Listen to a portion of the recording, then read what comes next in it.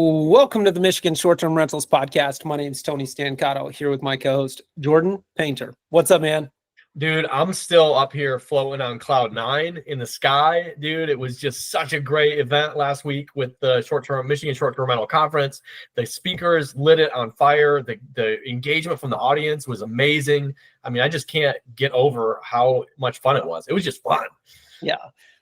I mean, it was an awesome conference. Got a lot of good feedback. We did some feedback forums at the end there, and just a lot of good stuff came from those forums. A lot of just positive comments and all that stuff. So super excited. And actually, on this podcast today, we wanted to do a conference recap. We actually had some people there that were talking, also asking about the conference, how to put one on, that kind of stuff. We won't dive too deep into that here, but there's a lot that kind of goes into it, and a lot of takeaways that we can take from the conference ourselves. So we just wanted to do like a quick deep dive and share that with you guys. And so the first question, Jordan has no idea what the comments or questions on this one is going to be. But the first question I have: what was the biggest surprises to you? The biggest surprises for me were, Tony puts the work in, he gets this organized, he finds the speakers. I do some research once he's lining them up of who's coming and starting to look into what they're going to be talking about. I don't pretend to know near everything about this industry, but I think the surprise to me was just every single speaker that he brought in had a different, unique perspective that was very interesting, and every single one of them had takeaways that I can apply to all of my businesses. And so it was just really interesting. The mastermind behind the scene pulling the strings over here, Tony, just did such a good job with the order presentation, the topics of the speakers. Everybody had a great vibe. I'd say that's number one. And I'd say the second one would be, we got some incredibly big names to come to speak with us. And you any of us, right? And there could be people out here listening to us like, hey, I wonder what they're like in real life. I wonder if they're going to be jerks. I wonder if they're going to be arrogant, right? You kind of wonder, like, what's the vibe going to be of these people? And they are the people that you got here. Every single one of them was approachable. They were engaging. They were interesting. I really enjoyed speaking with everybody that came. And you just never know when you get big names like that, how they're going to react. So it was really, really impactful for me just to be around those people and just see how real they were. So yeah, I would agree 100% with that. And I would say that we actually were just talking about one of them on our morning meeting this morning, the first L10 meeting after the conference.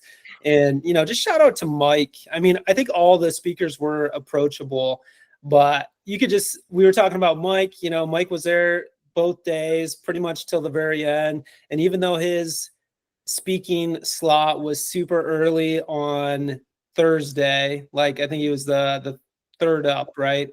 I mean, he was literally in the back watching everybody else's presentation, taking mental notes, always seemed to be out in the foyer talking to people, having good conversations. So again, just really down to earth and approachable. And I mean, I just like seeing, the other speakers. I think Blake Daly, he was at the table, watching the presentations, the Carwells. I mean, everybody was kind of watching other people's presentations, including Justin Ford. I mean, you could see him in the back. He's like 6'5". You could see him towering in the back, watching people's presentations. So I just think it's awesome when other speakers are like, hey, nothing, this stuff isn't below me by any means, and they're sitting there soaking it into. So one of the couple surprises to me was how well traveled this was. I think I just did a post yesterday, and I mean, dude, we had people from Costa Rica, we had people from Canada, we had people from Nashville, New York City, California, Idaho. Like, I think we thought it was kind of going to be the Midwest vacation rental conference, and I mean, dude, people are traveling to come see this. We had someone, I think it was like Tuesday or Wednesday, they reached out and said, hey, I'm thinking about coming to this. I'm going to fly it. Like, haven't even got their tickets yet. So, like, literally booked their plane tickets like 2 days before to come to the Michigan STR conference. So, just incredible, humbling. I mean, it's amazing to see that people are traveling that far to come to it. That's a big one. That was a big surprise for me too, for sure. And I think, Tony and I started this podcast 2 years ago, probably, and we put a lot of work into it and try to deliver a good product and get good speakers. But we're still babies in this. There's still so much room for improvement as far as preparation and just delivering great content. And when we started this, we both wonder, like, who the heck is going to listen to us? And I think it's just a testament to consistency. We've never missed a week the whole time we've been doing this. And then I think, just to second what Tony said on the reach, you just never know who's out there listening. And if you would have told me people were going to be here from Costa Rica and California and Idaho and New York and New Jersey, I would have not believed it. And last year, great, just from a comparison, almost everybody here last year was from West Michigan. It was a lot of people we knew. There was obviously some that we didn't, and that came from different areas, but nowhere near this year. So just a testament to just consistency, just grind it out. Keep showing up. Exactly. Yep. And then the other surprise to me, it shouldn't be a surprise because, I mean, it was similar to last year, but the number of tickets that actually get purchased within like the last 48 hours is always mind blowing to me. And I've also seen some posts of, well, if I knew what was going on, or if you would have said something earlier, we would have went. I'm like, dude, part of me is like, I'm over here hammering social media and stuff. And I'm like, I have a hard time. Like, I don't think I could promote it anymore because I feel like I've pushed it so hard. But yeah, I mean, literally our last tickets were bought the first day of the conference, like after the first day closed. So people bought tickets after missing all of day one, and they showed up to day number two. We had people showing up that hadn't purchased a ticket and buying a ticket there. We had people paid for a ticket like opening morning to come to it. So just, yeah, it's awesome there's a little piece of you that gets nervous that, like, hey, are we going to sell out, or, this kind of stuff.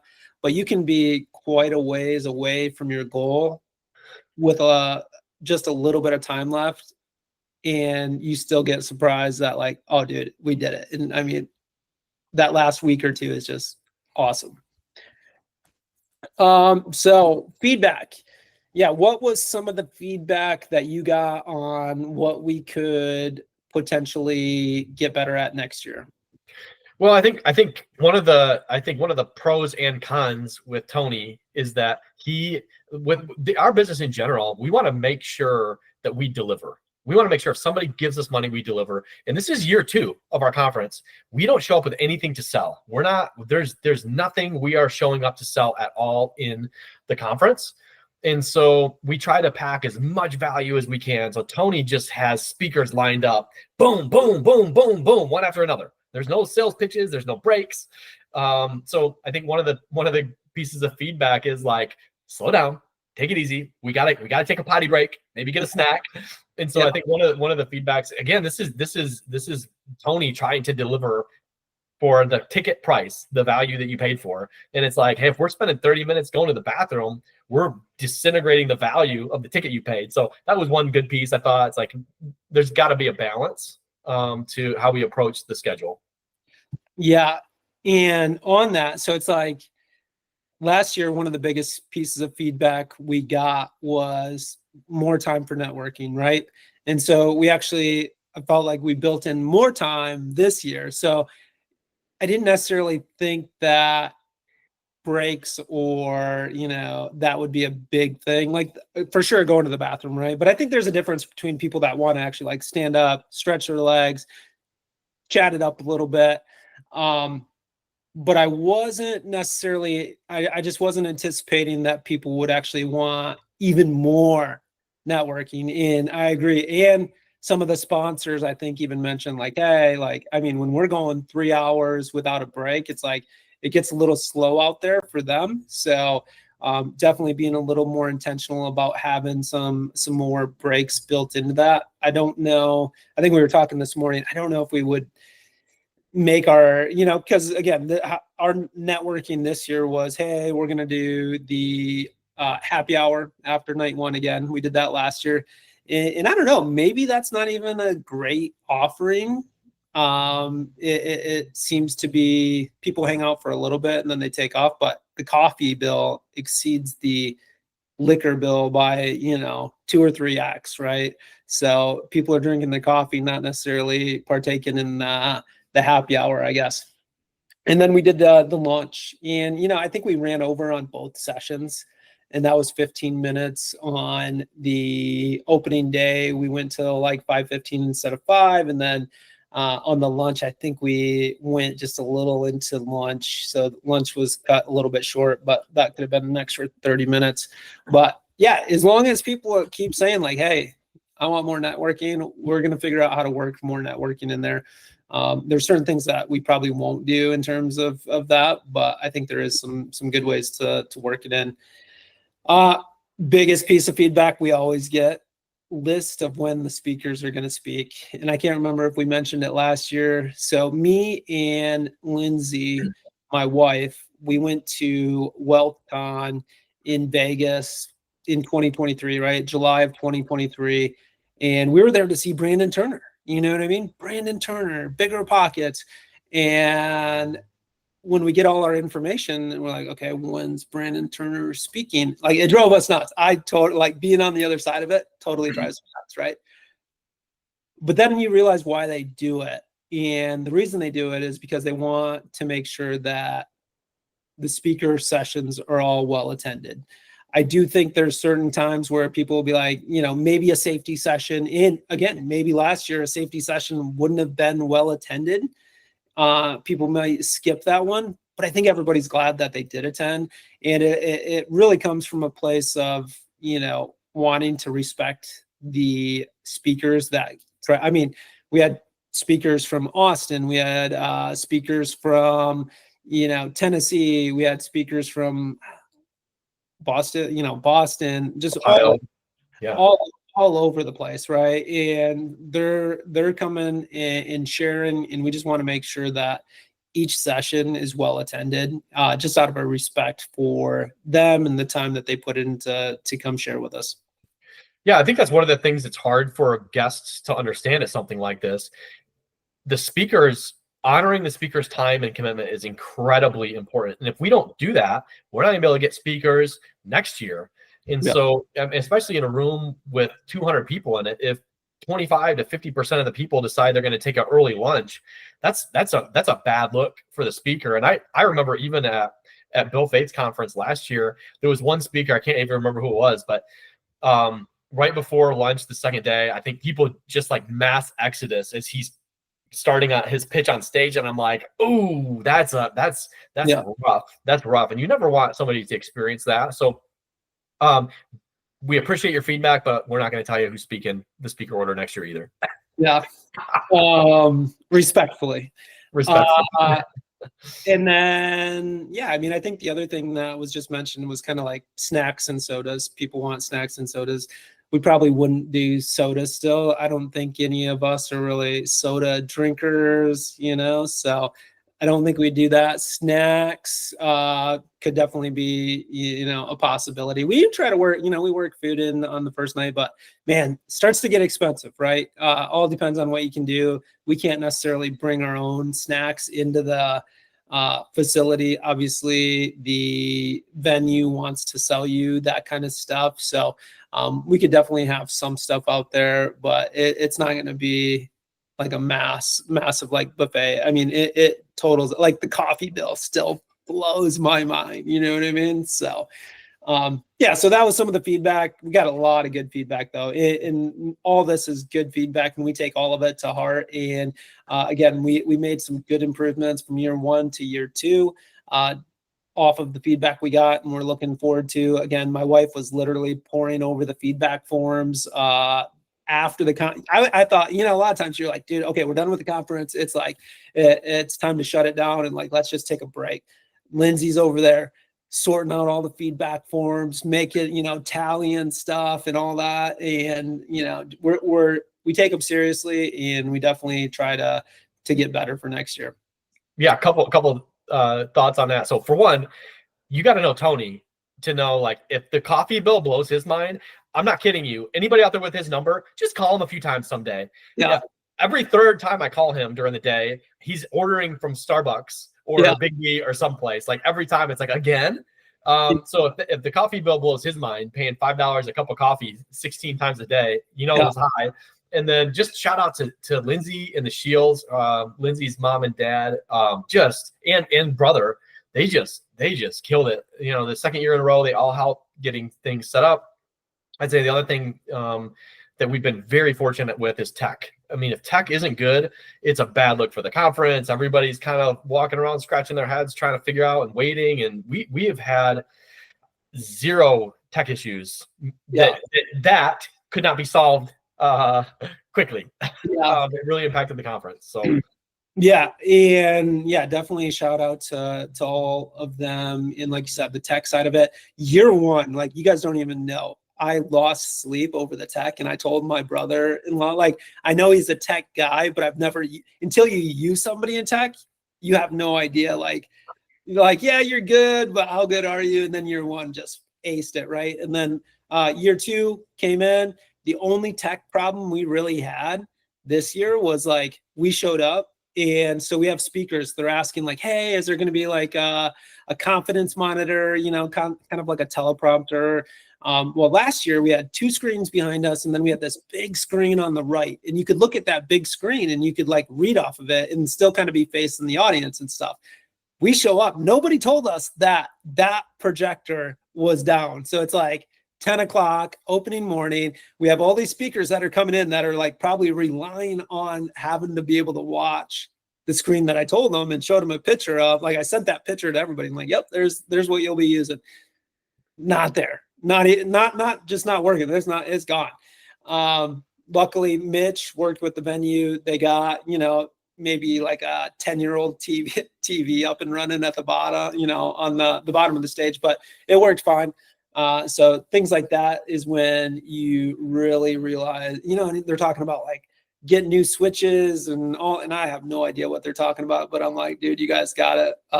And yeah, just shout out. He makes it all run. Not only that, he delivered 350 photos. So Mitch, he did the audio, made sure everything was on point, 4 or 5 mics, right? Maybe 6 mics, micing people up, did 350 photos. Set up the video camera in the back of the room, which he's still working on because it takes forever to download and, you know, send all that stuff. Did the video, came to the VIP dinner, got more photos. So I mean, dude, he just every aspect of tech. So it's probably a little much to put on somebody, but he crushed it. And then yeah, so what presentation would you say had the biggest impact on you? And one of the biggest takeaways, like 30-second takeaway. 30-second takeaway is, I would say, boy, that's a tough one. There was so many of them were so good. And I would say the overall theme of takeaway for me from multiple speakers was love kicking it off with the mindset. Jason Drees really did a good job. I mean, I think it's you have set boundaries over what is possible your whole life through outside influence, through failures, successes, whatever it is. So I think leapboarding from that into like Mike Sogren talking about the stages of a business owner. I've seen all this stuff before, right? But it's like seeing reevaluate, where am I at with this business versus the other one? And some of them I'm still the technician, some of them I'm a little bit higher up, right? So what does it need? What is the goal need to be to get where I want to be from a business standpoint? And then I think just from that standpoint, just thinking big. So, you know, we had I'm sorry, how my brain's not working. The Ohio developer. Oh, David Graeber. David Graeber. That guy, I mean, he was such a sweetheart. My wife and I took him back to the hotel. We actually ended up dropping him off at a bar in Grand Rapids all alone at, 9:30, 9 o'clock, whatever, Thursday. And I'm like, should I tell this guy like Grand Rapids is going to suck at 9:30 Thursday? I just took him.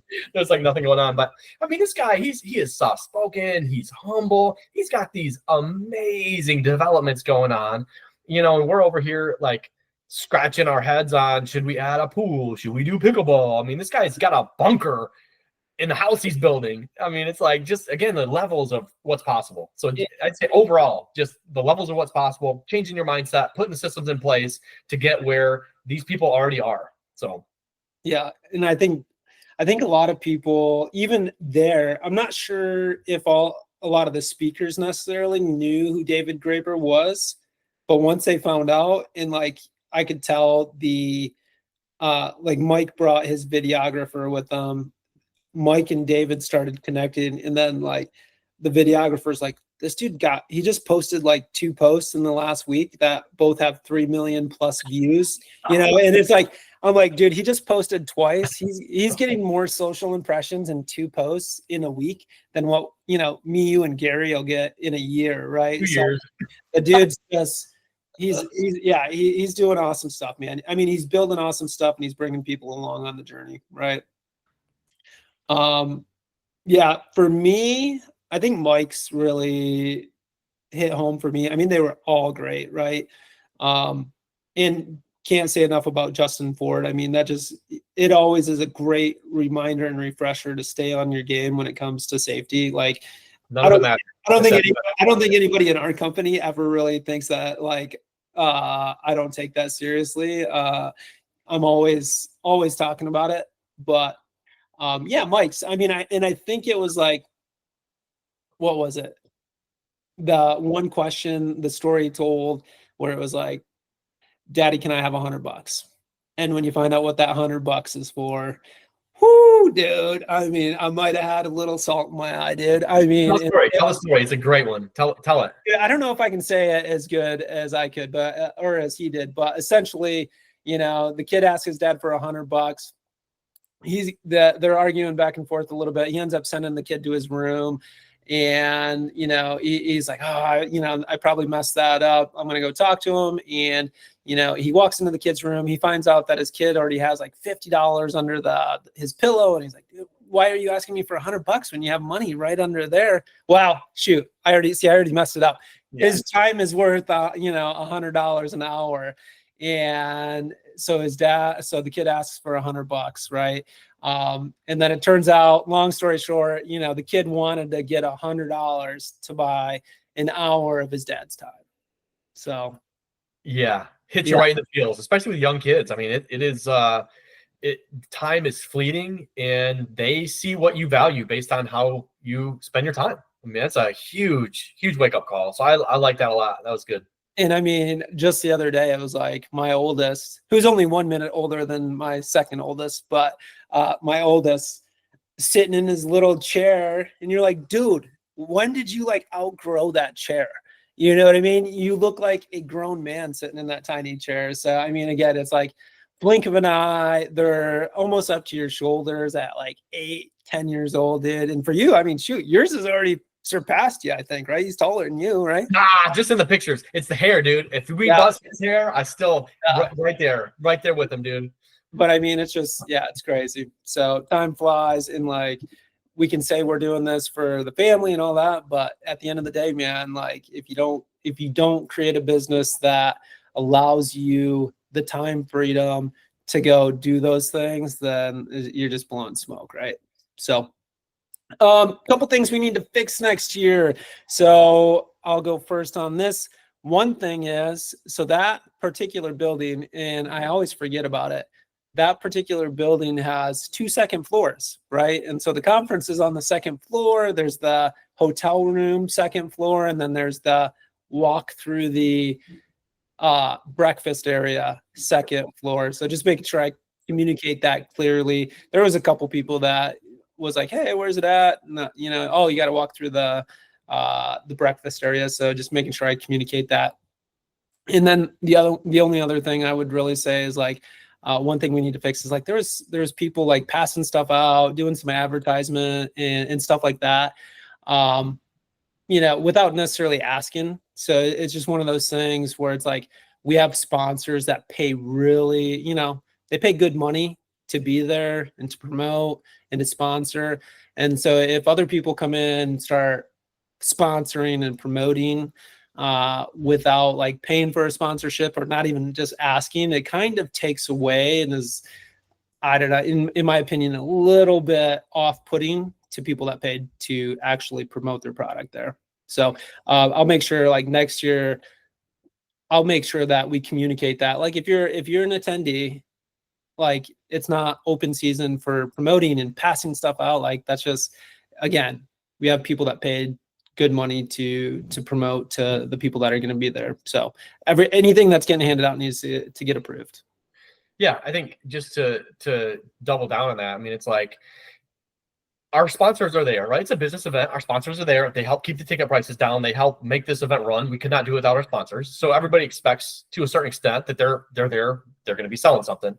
Our speakers, including ourselves, 2 years in a row, nobody's up there on stage begging for business, asking for business, selling anything. Yes, we're offering value. If you want to get a hold of us to offer the services, you know what we do, but we're not up there doing a hard sell. We're not even putting out marketing material to sell stuff from ourselves. So for other people to come in and do that, especially without permission, it's very off-putting. And I think it kind of ruins the vibe of the conference that we're trying to put on intentionally in a certain way.